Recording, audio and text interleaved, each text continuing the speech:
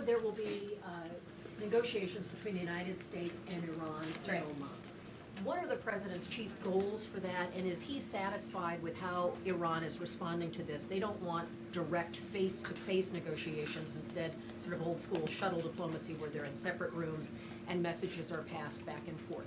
So is the president comfortable with the arrangement there, and what is the chief objective? Well, I have spoken to both the president and also his national security team who will be engaged in these discussions. These will be direct talks with the Iranians, and I want to make that very clear. I also spoke to the president just last night about his goal when it comes to Iran, and he has reiterated repeatedly to all of you publicly and also privately to his team here at the White House, his ultimate goal and the ultimate objective is to ensure that Iran can never obtain a nuclear weapon.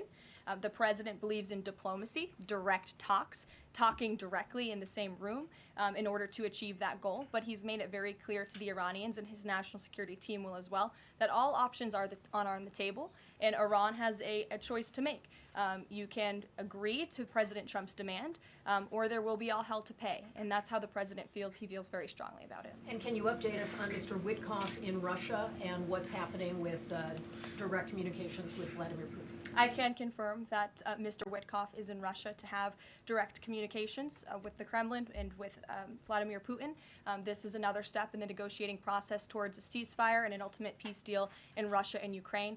As these negotiations are ongoing, I obviously will not get ahead of the president or his team, but I think the president has been quite clear that he's been continually frustrated with both sides of this conflict, and he wants to see this fighting end. He wants the war to end. We believe we have leverage in negotiating a deal, to a peace deal, and we're going to use that leverage, and the president is determined to see this through.